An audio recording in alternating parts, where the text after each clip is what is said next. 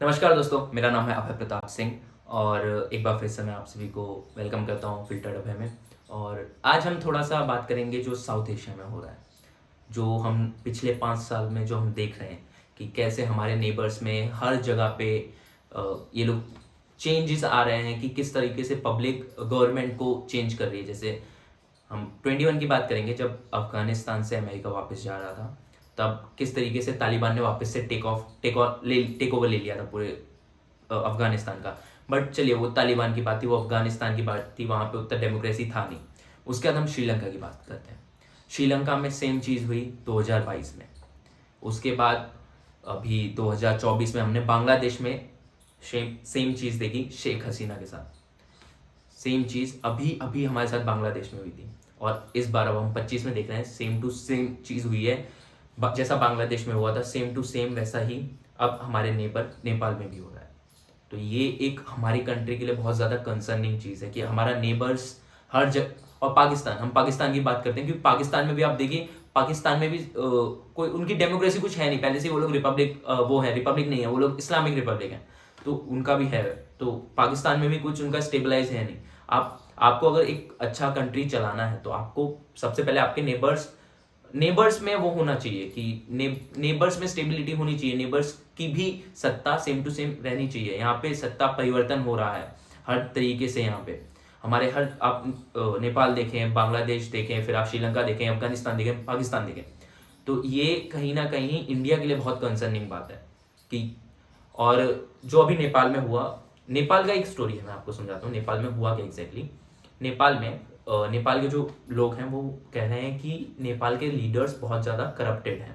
बहुत मतलब बहुत ज़्यादा करप्टेड है। नेपाल के स्टूडेंट्स ये प्रोटेस्ट कर रहे हैं कि हम लोगों के लिए पढ़ने के लिए प्रॉपर फैसिलिटीज़ नहीं है, हमारे पास प्रॉपर पैसे नहीं है, और आप लोगों के नेपोटिज्म समझते हैं ना आप लोग, नेपोटिज्म क्या होता है कि एक, जैसे कि अगर मैं कोई बहुत बड़ा आदमी हूँ तो मेरा बेटा ही बड़ा आदमी बन सकता है।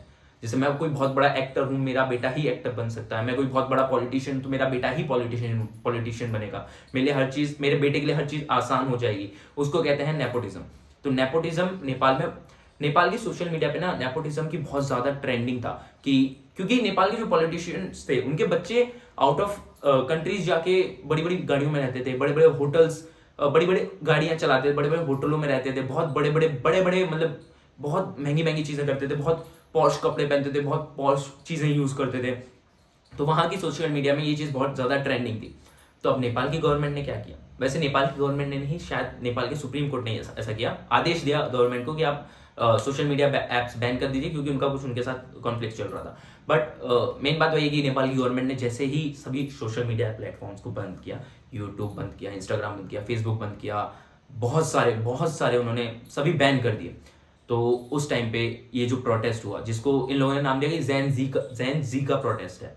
Jain ji in the sense, जो लोग 2000 के बाद पैदा हुए उनको मोस्टली जैन जी बोला जाता है। तो ये उन लोगों का प्रोटेस्ट है। बट उन लोगों ने, आप प्रोटेस्ट देखिए, प्रोटेस्ट कैसा है, प्रोटेस्ट इतना हाई लेवल का है कि उन लोगों ने प्रेसिडेंट हाउस ऑफ नेपाल उसको जला दिया। इतना बड़ा प्रोटेस्ट था। वहां के prime minister KP Sharma Oli ने इस्तीफा दे दिया, वहां की पूरी गवर्नमेंट ने इस्तीफा दे दिया। ऐसा सीन है। वहां की आर्मी थोड़ा कंट्रोल कर रही है अभी चीज़ों को, बट थोड़ा मतलब 9 तारीख की बात बता रहा हूँ। 9 तारीख को क्या हुआ, 9 तारीख को ये लोग प्रोटेस्ट कर रहे थे, प्रोटेस्ट करते करते ये लोग प्रेसिडेंट हाउस के आसपास पहुंच गए। वहां पे तब तक आर्मी थी, फिर जैसे ही आर्मी ने बैक किया ना, वैसे ही उन लोगों ने प्रेसिडेंट हाउस को आग लगा दी। इस हमले में मैं आपको बता दूं क्या क्या हुआ है नेपाल में, क्या क्या हुआ है। नेपाल में प्रेसिडेंट के ऊपर हमले हुए, नेपाल में फॉर्मर होम मिनिस्टर के ऊपर हमले हुए, नेपाल के होम मिनिस्टर के ऊपर हमले हुए, नेपाल के फॉर्मर प्राइम मिनिस्टर्स के ऊपर हमले हुए। नेपाल के एक फॉर्मर प्राइम मिनिस्टर थे, उनकी तो बीबी मतलब वाइफ उस हमले में जल के मर गई। इतना इतना ज्यादा हो रहा है ये हमारे नेबर में। उसके बाद अब सीन ऐसा है कि वहां पे ना कुछ महीने पहले भी एक आंदोलन चल रहा था, जिसमें वो लोग ऐसा बोल रहे थे कि हमको हमारी राजशाही वापस चाहिए, because Nepal is not having democracy from the very beginning. They just adopted it few years और 1 or 2 डेकेड अर्लियर। बट वहां पे ऐसा सीन है कि नेपाल के लोग जो कुछ महीने पहले तक ये आंदोलन कर रहे थे कि हमें हमारी राजशाही वापस चाहिए, हमें हमारे राजा जी का वापस चाहिए राज, क्योंकि वहाँ के लोग अपने जो राजा हैं उनको उनको विष्णु भगवान का अवतार मानते हैं। वो लोग उनको बहुत अच्छे तरीके से पूजते हैं, तो वो लोग उस बात पे ज़्यादा अड़े हुए थे। बट अब जैसे ही इन लोगों ने वो उसको तो उन लोगों ने दबा दिया। अब क्या हुआ कि गवर्नमेंट एक नया वो लेके आई कि उन्होंने वो ऐप्स बैन किए, तो ऐप्स बैन किए तो वैसे ही भड़क उठे लोग। और अब देखिए अब नेपाल में टोटल केओस है, टोटल केओस है, पूरा नेपाल बंद हो रहा है। और यहाँ तक कि ऐसा भी है कि कुछ लोग ऐसा मानते थे कि केपी शर्मा ओली जो है वो ना कम्युनिस्ट पार्टी यानी कि चाइना के पपेट थे, वो एज अ कम्युनिस्ट पार्टी के पपेट के रूप में काम कर रहे थे। और बहुत सारे मतलब इन्फ्लुएंसर्स को मैंने ऐसे सुना यूट्यूब पे, हर जगह पे बहुत सारे लोग ये भी दावा कर रहे हैं कि सीन ऐसा है कि ये कहीं ना कहीं डीप स्टेट्स का हो सकता है, कि डीप स्टेट्स ने ये करवाया। डीप स्टेट्स क्या होता है? Deep states is basically, deep state mostly relatable है अमेरिका के साथ।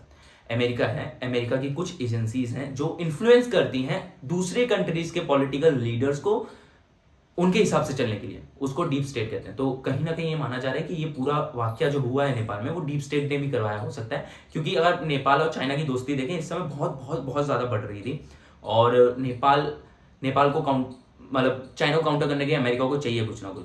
और बांग्लादेश का मैं आपको तो बांग्लादेश में जब तख्ता पलट हुआ था, जो हमारे देश में अभी रह रही है शेख हसीना, उनका जो तख्ता पलट हुआ था उसका मतलब ऐसा था, वो भी एक टाइप से डीप स्टेट का ही था। वहां पे भी आंदोलन ही हुआ था, वहां पे लोग कह रहे थे कि आप आरक्षण हटा दीजिए, उस वे में वहां पे पूरा चेंज हो गया था पॉलिटिकल। बट अब देखिए नेपाल में जेनजी लोग, ये लोग बहुत ज्यादा बोल रहे हैं। बट मुझे ऐसा नहीं लगता कि खाली इसके पीछे जेनजी हो सकता है, क्योंकि जेनजी आप अपने खुद के देश में देखिए, हम अपने आसपास भी देखते हैं, क्योंकि हम भी उसी में से एक हैं। तो आप खुद देखिए कि जेनजी क्या है, वो लोग तो सारे दिन फोन में घुसे रहते हैं, रील्स, कभी इंस्टाग्राम पे रील्स देख रहे हैं, कभी शॉर्ट्स पे देख रहे हैं, कभी फेसबुक पे देख रहे हैं, कभी स्नैपचैट, वो उनको फोन से निकलने से फुर्सत नहीं है। तो क्या सच्ची में जेनजी इतना बड़ा प्रोटेस्ट कर सकता है? इसके पीछे बहुत ताकतें हैं जो नेपाल को वो कर रही हैं बंद। और कहीं ना कहीं अगर आप देखेंगे ना तो हमारे देश में भी ये ट्राई हो चुका है। बट जनाब हमारा देश ना 140 करोड़ आवाम का है। इस देश को बनाने में, इसकी यूनिटी को बनाने में ना बहुत सारे लोगों ने अपनी जानें दी हैं। हमारा ना पूरा वेल स्ट्रक्चर्ड है हर चीज़, कि अगर ऐसा कुछ होगा तो क्या होगा। हमारी आर्मी ना हमारी आर्मी दूसरे हमारे पड़ोसी देशों की जैसी नहीं है कि आर्मी ने टेक ओवर ले लिया। पाकिस्तान में देखो आज तक उनका एक प्राइम मिनिस्टर कभी अपना एक टर्म पूरा नहीं कर पाया, उनके जैसा नहीं है। हमारा वेल स्ट्रक्चर्ड है हर चीज़। हम डेमोक्रेसी को प्रॉपरली मानते हैं, हम प्रॉपरली रिपब्लिकन हैं। हम रिपब्लिकन हैं इसलिए हम अच्छे से चलता है। हमारी डेमोक्रेसी कभी खत्म नहीं हो सकती जब तक हम लोग उसको प्रोटेक्ट करेंगे। कोई किसी में इतनी ताकत नहीं है कि वो भारत की, हिंदुस्तान की सबसे बड़ी डेमोक्रेसी खत्म करके दिखा दे। ये विदेशी ताकतें हैं जो ट्राई हमेशा करती हैं कि भारत में इंस्टेबिलिटी आए। बट थैंक्स गॉड कि हमारी इस समय जो लीडरशिप है, मतलब I am neither a leftist not a rightist, I am just a centralist and I am very secular person. तो मुझे मेरे देश से प्यार है और किसी चीज से नहीं। मतलब देश प्रथम, सर्वप्रथम देश, धर्म से भी ऊपर आता है देश। हमारे हर चीज में यही है कि मातृभूमि के लिए जान देना सबसे बड़ा कर्तव्य है तुम्हारा। तो मातृभूमि सबसे प्रिय है, तो मातृभूमि की रक्षा भी हमारा ही कर्तव्य है। तो मैं वही मानता हूं कि देश हमारा है, हमारे देश की डेमोक्रेसी नहीं खत्म हो सकती। हमारे देश में हैं लोग जो हमेशा रहेंगे। और इस समय ना मैं एक टाइप से साउंड कर सकता हूँ कि मैं बीजेपी वाला हूँ, बट भाई हमारी जो इस समय जो सेंट्रल गवर्नमेंट है वो हेड्स ऑफ है भाई उन लोगों की। वो लोग जो पीएम नरेंद्र मोदी हैं, होम मिनिस्टर अमित शाह हैं, हमारे राजनाथ सिंह जी हैं, सब एक से बढ़कर एक हैं। फिर हमारे फाइनेंस मिनिस्टर निर्मला सीतारमन जी जो अभी जीएसटी हटा दी इतनी बढ़िया तरीके से। फिर हमारे वो विदेश मंत्री एस जयशंकर साहब, वो देखो सब एक से बढ़कर एक है। मैं दिल से उनको मतलब थैंक यू है भाई, उनकी वजह से हम बहुत ज़्यादा सेफ हैं इस देश में। और ये हमारे लिए मतलब मैं साउंड नहीं करना चाहता एक टाइप से बीजेपी वाला, बट इस समय मैं क्या कहूँ कि मेरे लिए वो लोग हैं, लीडर हैं, वो लोग बहुत अच्छे लीडर हैं। मैं इसलिए मानता हूँ कि हमारा देश उनके हाथ में बहुत सेफ है। मतलब किसी भी आप कोई दूसरे मसले ले लीजिए, कुछ भी ले लीजिए, बट जब तक पीएम नरेंद्र मोदी हैं तो मैं तो यही मानता हूँ कि वो कंट्री के आगे वो किसी के नहीं मतलब सुन सकते। उनके लिए भी भारत सर्वप्रथम है। तो वही है कि हमारे देश में लोग ट्राई कर रहे हैं, विदेशी ताकतें ट्राई करती हैं, आंदोलन करवाती हैं, बहुत सारे इंटरनल राइट्स करवाते हैं, बट स्टिल हमारी यूनिटी, सोवेनिटी, हम सेकुलर है ना, इसीलिए तो हम अभी तक यहाँ तक सर्वाइव कर चुके हैं। और भाई जनाब हमारी जनसंख्या देखिए 140 सीआर, बहुत यूरोप से बड़ी है हमारी जनसंख्या भाई, यूरोप से बड़ी है। यूरोप से क्या हम ऑलमोस्ट अगर आप देखें ना साउथ एशिया में 1/4 क्वार्टर रहते हैं भाई। मतलब 1/4 of the world's population South Asia में रहती है, उसमें से 1.4 बिलियन हम हैं, 140 CR वो हम लोग हैं भारतीय। तो हमेशा हमारे लिए हमारा धर्म नहीं, हमारा देश प्रथम है, इसलिए हमारे देश में कभी ऐसा हो नहीं सकता। और जो नेपाल में हो रहा है, नेपाल में तो टोटल केओस है भाई। प्रेसिडेंट हाउस बर्न होना बहुत बड़ी बात है, प्रेसिडेंट हाउस बर्न हो गया, governor of state bank of Nepal के ऊपर हमले हुए, फिर फॉर्मर प्राइम मिनिस्टर्स के ऊपर हमले हो रहे हैं, प्रेसिडेंट के ऊपर हमले हो रहे हैं। तो आप खुद समझिए कितना बड़ा मैटर है ये। और क्योंकि सब करप्टेड है, सब करप्टेड। मैं ऐसा नहीं बोलूँ कि हमारे देश में कोई करप्टेड नहीं है, बट वहां पे करप्शन बहुत ज्यादा है, बहुत बहुत बहुत ज्यादा है। और जो आजकल जो इन्फ्लुएंसर्स आके बोल रहे हैं ना कि वहां पे ऐसा हो गया तो तुम लोग भी कर सकते हो, क्यों करना है? मेरा मेरा उनसे प्रश्न है, क्यों करना है?